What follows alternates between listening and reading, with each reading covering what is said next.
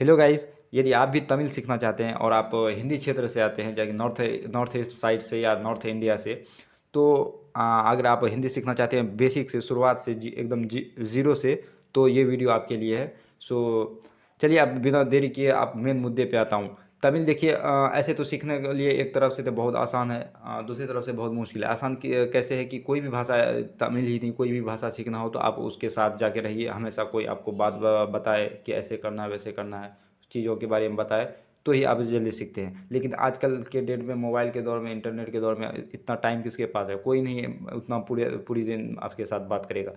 तो और आप डायरेक्ट अगर सोचेंगे कि हम बात रह के ही ऐसे सीख लेंगे, तो वो बहुत टाइम ले लेगा, 10 साल भी रहेगा, आधा अधूरी बात आपको समझ में आएगी, नहीं समझ आएगा, क्योंकि उसको मेन टर्म्स को, क्योंकि ये हिंदी से ये बिल्कुल ही अलग है, पूरा डिफरेंट है, इनका बोलने का एक्सेंट हर चीज़ अलग है।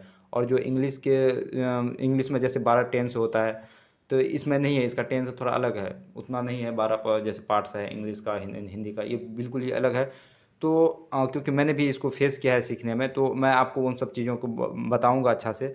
तो चलिए शुरू करते हैं बिना देर किए हुए। अ, एकदम आपको बेसिक से शुरुआत करना है, डायरेक्ट नहीं कूदना है। डायरेक्ट कूद जाएंगे वो कोई फिर खिचड़ी हो जाएगा, समझ में नहीं आएगा, भारी लगेगा, छोड़ देंगे। शुरुआत से करते हैं एक एक बेसिक पहली चीज़ों से, फिर टेंस में भी आएंगे, उसको टेंस के हिसाब से कैसे यूज होता है इसको, उस पर भी बात करेंगे। तो चलिए अभी पहले शुरुआत से बात करते हैं, जैसे एकदम शुरू से बात करते हैं। जैसे सबसे पहले क्या, खाने पीने की बात होती है। अगर आप नया यहाँ आएंगे पहली बार, तो आप खाने पीने से शुरू करेंगे। तो पहले खाने का मतलब क्या होता है, यहाँ खाना को सापर बोला जाता है। होटल आप जाएंगे तो खाने को यहाँ सापर मतलब होता है खाना। अब मैं सापर ही लिख दिया क्या, यानी सापर को खाना, यानी खाना को ही सापर बोला जाता है। खाना को ही सापर बोला, मैं सापर लिख दिया। तो मैं एक सेंटेंस बनाता हूँ ताकि आपको बात समझ में आए कि ये ऐसे तो बहुत आसान है, अगर अच्छा से एक तरफ से समझेंगे तो ये बहुत आसान पड़ेगा, नहीं तो बहुत भारी लगेगा। सापर यानी खाना को सापर बोला जाता है। वेनु चाहिए, चाहिए को यहाँ बोला जाता है तमिल में वेनुम। ये तमिल जो लैंग्वेज है ये संस्कृत से ही निकला है, लेकिन थोड़ा अलग है, इसका एक्सेंट समझ जाएंगे तो समझ जाएंगे। चाहिए मतलब वेनुम होता है, इसको वेनुम बोला जाता है। वेनुम, वेनुम मतलब चाहिए। और इल्ले मतलब नहीं, नहीं मतलब इल्ले। अब इसको रहने देते हैं पहले।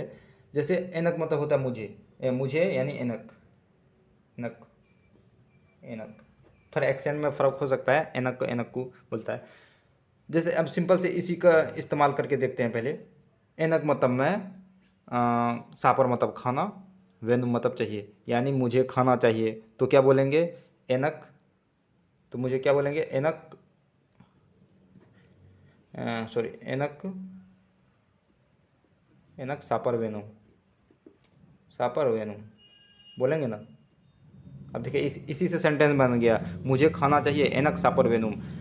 और मुझे खाना नहीं चाहिए तो एनक, एनक मतलब मुझे, एनक कु कह से कु लगा देते हैं, हर सुकार लगा देते हैं। मुझे जैसे खाना नहीं चाहिए तो एनक सापर इल्ले वेनुम, इल्ले मतलब नहीं, यहाँ इल्ले जोड़ देंगे, यहाँ इल्ले, तो ये बीच में इल्ले दे, एनक सापर इल्ले वेनुम, मुझे खाना नहीं चाहिए। इसी तरह से आप सेंटेंस, अब इसी में से बहुत सारा सा वर्ड, कुछ याद कर लें पहले, शुरुआत के लिए पहले वर्ड्स याद कर लें, उसको फिर सेंटेंस में कैसे जोड़ें उसको धीरे धीरे आगे। शुरुआत से मैं बहुत ज़्यादा इसमें नहीं डीपली घुस जाना है। शुरुआत में सर पहले मैं कुछ बेसिक वर्ड दे रहा हूँ, इसको पहले याद कर लें। आप इसको सीखने के लिए क्या करेंगे, एक कॉपी नोटबुक बना लें, एक तरफ से फेयर टाइप में, एक तरफ से उतारते जाएंगे। तो और भी मैं इसके बाद जस्ट वीडियो बनाऊँगा। शुरुआत से मैंने कैसे सीखा उस हिसाब से मैं चलूँगा, ताकि समझने में दिक्कत ना हो, एक तरफ से एक सीक्वेंस के हिसाब से आप सीखें। तो बेसिक वर्ड्स मैं कुछ दे रहा हूँ, उसको पहले याद कर लें, फिर ऐसे ही चलना है। अब इसी से बहुत कुछ कर सकते हैं। तो मुझे खाना चाहिए एनक सापर वनुम, मुझे खाना नहीं चाहिए एनक सापर इले वनुम। तो इस तरह से बात कर सकते हैं। अब यहाँ बेसिक वर्ड पहले ले लेते हैं। मैं को बोलता है नान, मैं को बोलता है नान। तुम यानी नी, तुम नी। आपको बोला जाता है निंगल, निंगल, निंगल। और एक होता है हम, हमको इसका नांगल बोलते हैं, हमको नांगल, यानी हम या हम लोग, वी, यानी इंग्लिश में वी कहते हैं। थोड़ा इंग्लिश में ज़्यादा असर पड़ेगा। अगर यहाँ इंग्लिश आप हिंदी थोड़ा नहीं जानते, क्योंकि यहाँ के लोग हिंदी ना के बराबर जानते हैं। अगर आपको इंग्लिश वर्ड्स आते हैं, पूरी इंग्लिश आप बोलना नहीं भी जानते, वर्ड्स आते हैं, तो थोड़ा मिला जुला के थोड़ा बहुत तमिल जान सीख लेंगे और थोड़ा बहुत इंग्लिश का वर्ड इस्तेमाल करके आप काम अपना चला सकते हैं। तो इंग्लिश आजकल तो क्योंकि लगभग हर जगह पूरे वर्ल्ड लैंग्वेज है, तो ये ग्लोबल लैंग्वेज है, तो ये कोई भी थोड़ा समझ जाता है, इसका इस्तेमाल करके आप कर सकते हैं। तो हिंदी का यहाँ बहुत ज़्यादा काम नहीं है, इंग्लिश और इसका थोड़ा बहुत तमिल बेसिक सीख लेंगे तो आप काम चल सकता है। तो फिर धीरे धीरे करके एडवांस आप सीखेंगे। तो मैं यानी नान, नी तुम, आप निंगल, हम लोग जो नांगल, तो मुझे एनक सापर को खाना, इतना हो गया। अब इसके इस्तेमाल से ही इसमें सेंटेंस बना सकते हैं। तभी उतना मैंने जो है नहीं जाता हूँ, फिर मैं कुछ बेसिक वर्ड्स जैसे दे देता हूँ। बेसिक वर्ड्स में जैसे क्या क्या है, यहाँ नहीं तो ऊपर मैं बताया था नहीं के लिए इल्ले, यहाँ नहीं तो जोर डालना किसी बात में, तो यहाँ इल्लई, इल्लई हल्का जोर डालना तो नहीं तो। अब यहाँ है ना, एक वर्ड है इरिक, है, सिर्फ है के लिए आता है इरिक, इरिक, इरिक, इरिक या इरिक बोलते हैं ये लोग। जैसे आप होटल में जाएंगे, कहेंगे खाना है, सापर इरिक, सापर है, सापर है ना, तो है ना का होगा इरिक दाना। अब देखिए इरिक दाना, इरिक, इरिक दाना, जैसे सापर है ना, इरिक, सापर इरिक दाना, तो इस तरह से बात करेंगे। तो अब बगल में, चलिए उसी तरह से वर्ड्स को देख लेते हैं, सब वर्ड्स का मीनिंग में। जैसे बगल में, बगल में होता है कोई चीज़ मतलब बगल में है ना। एटीएम बगल में है, पक्कथल, पक्कथल, पक्कथल मतलब बगल में था है ये, पक्कथल मतलब बगल में। बीच में, बीच में मतलब नूडल, ये गियर होता है बाइक में ना, नूडल, नूडल करना है यानी बीच में रखना है, तो उसी से निकला है नूडल।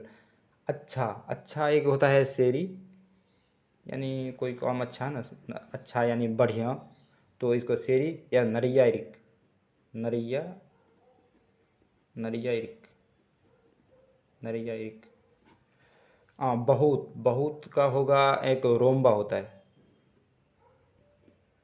रोम्बा, बहुत, बहुत मतलब रोम्बा होता है। और ये नरिया इरिक भी इसके लिए वैलिड है। नरिया इरिक यानी इसके लिए भी होता है अच्छा, और बहुत के लिए भी होता है नरिया इरिक। लेकिन स्पेशली ये रोम्बा, रोम्बा बहुत के लिए रोम्बा स्पेशल वर्ड है, तो इसको आप सिर्फ बहुत के लिए रोम्बा यूज़ कर सकते हैं। अच्छा, आता है, आता है यानी वरुम, वरुम